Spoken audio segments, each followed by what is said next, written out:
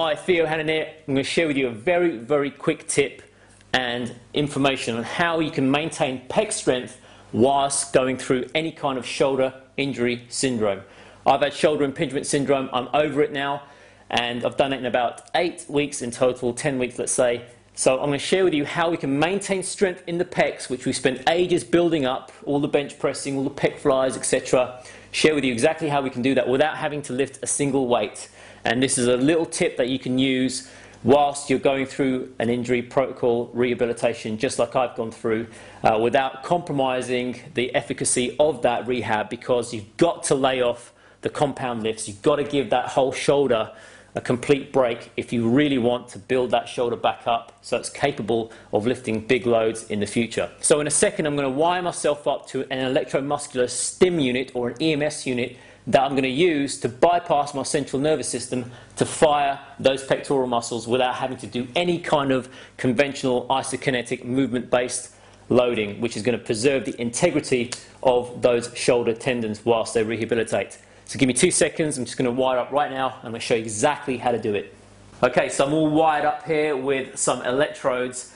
I'm using a NeuroTrack XL Sports stim unit. This is a very cost-effective stim unit. It's about £65, which is nothing. If you're a strength athlete, you're going to want to invest in one of these.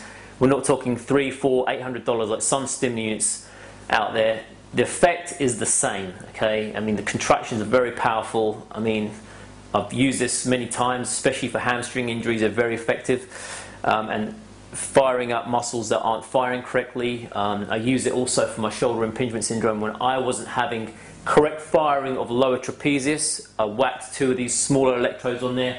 It got that muscle to fire up. It works, okay? It's not a replacement for isokinetic movement-based traditional weight training. You're not going to get massive pecs. You're not going to get an amazing set of abs from it. It's just a tool. It's just another stimulation unit that we can use to, again, move our body forward in times of injury or in times of when we need to have a different type of stimulus because we're not firing muscles correctly, etc. That's what this tool is for. It's never going to replace traditional strength training in the form of free weights and machine weights, etc. to build a great physique. It just isn't.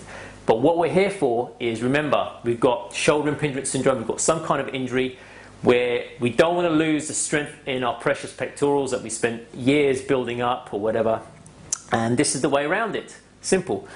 4 electrodes. Forget about all the programs, set programs on here. All you need to know is maximum recruitment, maximum intensity, because what we're trying to do is maintain cross-sectional area, maintain some kind of strength. And the great thing about the stim unit and EMS, electromuscular stimulation, is it bypasses our central nervous system. It bypasses our voluntary threshold that we have in terms of recruitment, okay? This is going to preferentially fire the fast type 2 muscle fiber above and beyond type 1 and type 2A, okay? That's what this can do. For us to do that physically, we have to go to high intensity. We have to go for the rep ranges of 1 to 4. We have to go right to the maximum to get those fast twitch fibers to fire and initiate, and that's a very time consuming and hard thing to do, and it takes a while to do it. But when you're injured, that's the last thing we're able to do, because obviously high intensity requires high loads effectively to get any kind of stimulation. This is a way around that. It's a very effective tool. Lots of athletes use it. Lots of people use it for rehabilitation. I'm going to tell you exactly what to do. You want to do 10 sets of 10-second contractions with a 50-second recovery in between each repetition.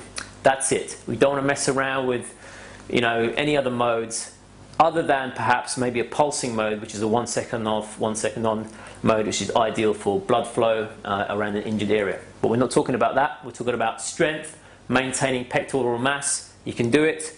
I'm going to show you what it looks like. Hopefully you'll be able to pick this up on camera. I've got this programmed up now. You can't see it, but it's got 10 minutes, so it's got 10-second contractions with a 50-second recovery. Now you can control the voltage and the current that's going in there, and you can also control the rest and ramp up times. That's just down to your own personal preference. All you need to know is we need to fire these puppies up as strong as possible, allow the 50-second recovery, do it 3 times a week. About 10 to 15 sessions will be sufficient to maintain any kind of strength and even improve strength in this particular exercise. And that should be just about enough time whilst your shoulder rehabilitates. Around 3 months time should be good enough. I mean, I'm already there, and it's a good way of doing it. Okay, so I'm going to turn it on and we're going to give it a shot. Okay, and hopefully you're going to see the pecs slowly contract. Okay, just cranking it up to strong. Now you can see the right one, and now I'm just pumping up the left one. Okay, so you can actually see there is a strong contraction, and that's quite painful now. So that's about 40% of the limit of what this thing's on. Now you just saw that release. It works. You will get sore from it. It's not going to replace any other thing that's out there. It's not a wonder tool or anything like that. It's just a tool. We have the ability to use these things. Why wouldn't you use them? And I've used them very successfully through many injuries, many issues when you've got one muscle not firing then the other one is, and all those kind of things. This is a great simple tool. You can use it all the time. You can use it in conjunction with weight training as well, and it's just a great tool to use. So the link below this video will take you to a more extensive information on this, where you can buy, etc., on my blog. And well, now you know how to stimulate your pectorals going through any kind of shoulder injury, and there they go again. All right, so I'll see you later.